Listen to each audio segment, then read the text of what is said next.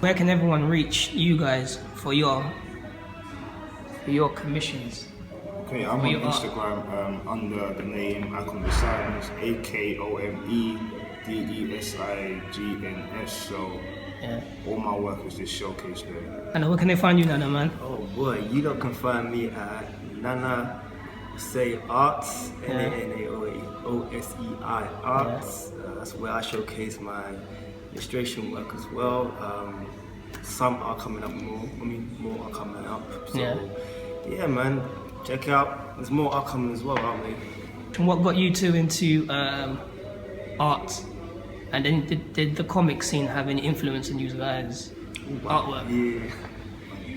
See me, I'll go first. Me, I want to say when I start to draw and when I start to draw and I draw, I got sucked into the X-Men comics, written by, I can't remember the guy's name, but it was the ones in the 90s by Jim Lee. Oh, Chris Clem. I got into drawing literally through watching the X-Men. I never picked up no DC comics until like 2 years ago. Yeah, I was always Marvel. I know I related more to the characters, I guess, but you know, I love the art. So back to you guys. Oh wow, okay, let me go first. Okay, what got me into art? Funny thing actually is, well, I was born in London, but I grew up in Ghana. Respect. And yeah, of course. And you know what? I didn't have no video games. I had a few toys, not much in it. But every one time my mum came back from London, or she went on a trip to London, came back, gave me a Batman book. When I was a little kid, I was obsessed about the cartoons, and I just got nuts.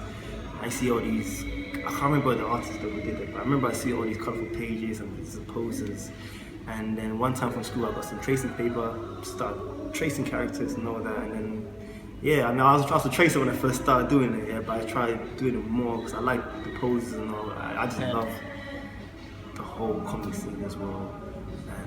And I started sketching like children's books and all, and I thought, oh, okay, I'm actually enjoying doing art. So, funny thing, so it's thanks to my mom that, yeah, I really got into art, because I saw a different world than just playing outside and playing football. I mean, I love playing football and all, but I never knew you played ball.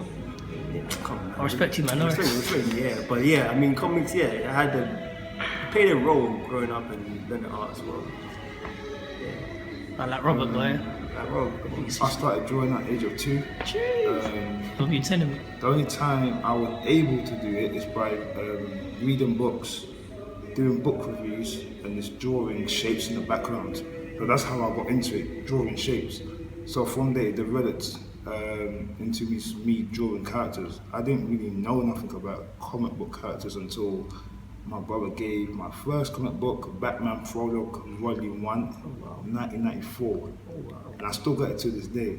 Now, the reason I understood what I wanted to get into, as soon as I opened the front page, that page actually had Batman at the front.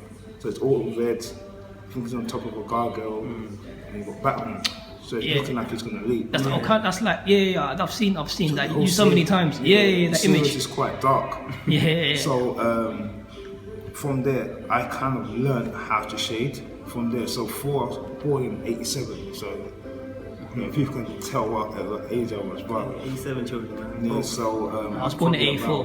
Hey, that's you, man. Me, man. I was probably like 7 years old. That same year, I learned how to paint. So. I literally used that same comic book to learn how to shade properly and paint. And from there, that's when I started. To be honest, I didn't even really buy comic books. My brothers bought the comic books. I taught them. I didn't have no money. So I bought X-Men comic books from like 93, 92, which I still got to this day. But I got the Beano. Old school Beano. Dandy, boy. Dandy books. What else I have? I grew up on Batman, so to be quite honest, it's quite weird because I learned how to draw superheroes through drawing Batman and the Joker as a villain. Then I used to draw Batman and put Spider-Man into it. I didn't really know the difference between DC and Marvel until like the cartoons came on. So it's only until like I started watching TV later on and watching the cartoons, I understood the difference between DC and Marvel, and it's weird because from there I just started seeing the world differently. I didn't like the whole cartoon look. I thought I could do things Different, realistic style. Realistic style. Yeah. Because that's the how I've been taught. I've been taught from a traditional platform. So yeah, You broke the rules basically. like, That's Steve Ditko. I didn't have all the equipment that I have now. I just used to take stuff that was in the shed. So like my dad's paint that he used to paint the house with. Take that and then, you know what I mean? I'm trying, you know what I mean? The motion that you use for the house, and then they're trying to draw with that. So that's how I learned how to. Hustle was real, man. Yeah, like how I used to draw. Like I used to take old pencils that I used to find around the house, which I don't mind. I didn't know what 2B and 3B were, but I learned the darkness. And from there, I just went back to studying. I went to like the local library and studying what gradients were. It took me about a year to understand what gradients were. Then I just kind of applied it through every single thing. And I love colour, so it's funny that the Rainbow song taught me the difference between colour and primary, like, you know, I mean, primary and secondary. So I don't want to go through the whole thing, but that's you could say that's my origin story. That's how I started. I used to draw in class. I used to get thrown out of class. I used to get same. like I was in art school. Like they were drawing Apple, and I was drawing X-Men. And then teacher was like, "What with you?" Like if I show you guys my art book, I mean my maths book. In the front cover, it says got me just scribbles with like superheroes. That's like me, man. So that's for me. Art played a very, very delicate part of my life. Like, my last question to you guys is, and I think this is a question anyone can relate to, right? Regarding, for example, you know, back in the day, you used to collect comics or be into like cartoons or be like a comic book geek. But back then, it was like people would laugh at you because it was like he's weird or whatever. But now, with all like the corporate companies like Marvel, DC going mainstream, right? Everything's become very, very open. So people that don't read comic books now like are into Deadpool, X-Men. So like there isn't like it's not even a tingle where it's become like secluded to geeks. It's like everyone now is involved within the scene. So what do you guys think of how it's gone from back then and how the influence is now? Yeah. Back in the days, I mean, there were a lot of good films that were comic book movies. People don't even know there was comic book movies like Spawn, Blade, even Men in Black. I forget about that. People don't know that Men in Black. Oh yeah, and we never forget obviously the one that kicked it off, Blade. Blade. Shout out to Mr. Snipes, but we hope you come back to Netflix. But like even back, when I say Men in Black, like that was owned by Marvel Comics, which Marvel bought off. So technically, it is a Marvel film. Like, but no people know about this stuff. But then again, it wasn't a superhero. So going back to how do you guys think how it's gone from back then to now? I think it's cool. I know people that don't really read comics or do drawing. They like comic book films. I'm like, oh, wow. I mean, I think it's more accepting now. Yeah, I mean, I remember when I was younger, when I first saw X-Men, not many people saw it. I think me and a few people, because I understand. Back when I was little, I understand the whole X-Men thing. But not a lot of people saw that film back in the days. But now we've seen Avengers and Spider-Man, and hopefully this new Spawn film that comes out, people be more into not just superhero comics, but more comic telling stories. Like, you know, I mean, obviously you've got Walking Dead as well. People into that now. Yeah. I mean, if you can see more of comic images. I think it's closing now. Sorry guys. But basically more comic stories. We're going to continue this conversation outside of the code in a bit. After being like kind of told to leave the Odeon cinema because they were locking up and wanted to go home. This man's dying over here. So let's just wrap this up, boy. What's your take on it, Robert? As I said about accepting, it's the fact that when superheroes were actually brought out, created and discovered, they were actually brought out for specific social reasons, like World War I, for example. True.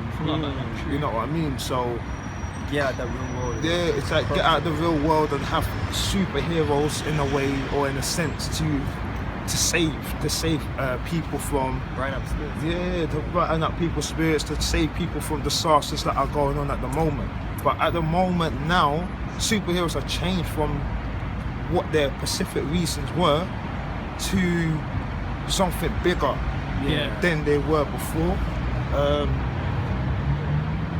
So Yeah, money, man. yeah, of course. But at the same time, I think they have inspired a generation as well to actually enter a business that once upon a time we thought did not exist, which is like the creative industry. And just imagine you're drawing comic book pages for money, like, you know what I mean?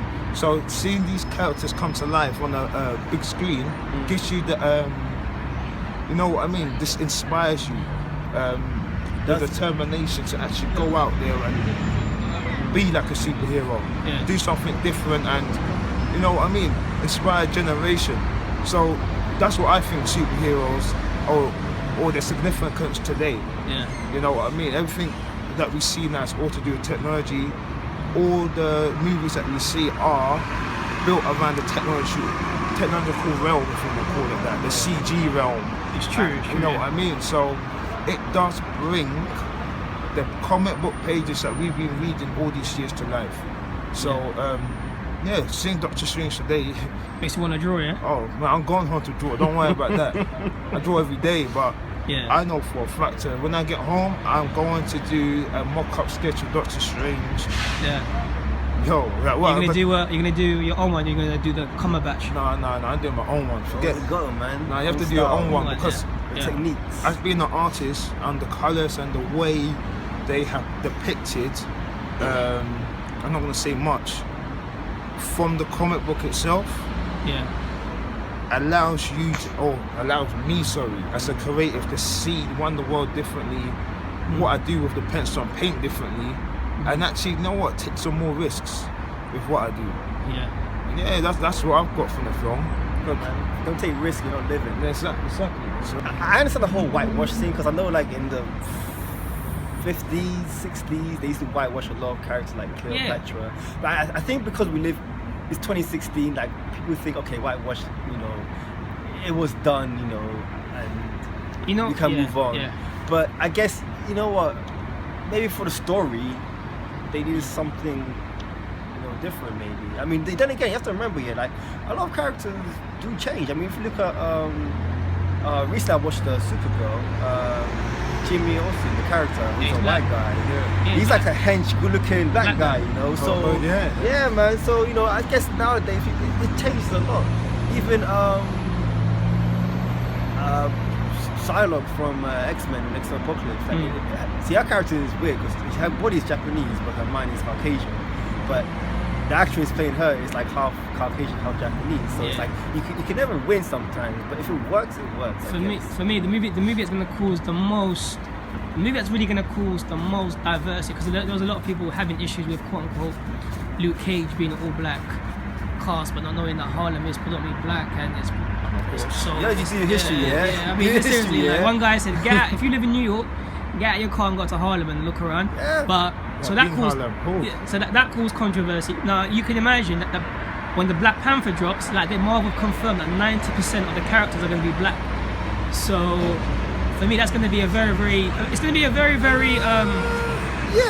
I mean, I wouldn't say all black. I mean, I'm sure there'll be some Caucasian, but obviously 90%. Yeah, but obviously Wakanda is an isolated African country, so it does make sense story-wise to have it all. Okay, well, if you read or if you either read Stan Lee's or Sticko's classic Doctor Strange, or you haven't, I think you're going to have a good time. I mean, if you've seen that whole Sticko colorway from the old school panel, if you love that stuff, you won't be disappointed. You know, I mean, they have a lot of color in this.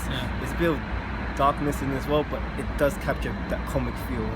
You know, I mean, I for a moment I actually forgot it was a Marvel film. I thought it was watching something else. That's how I felt with Luke Cage when I watched it.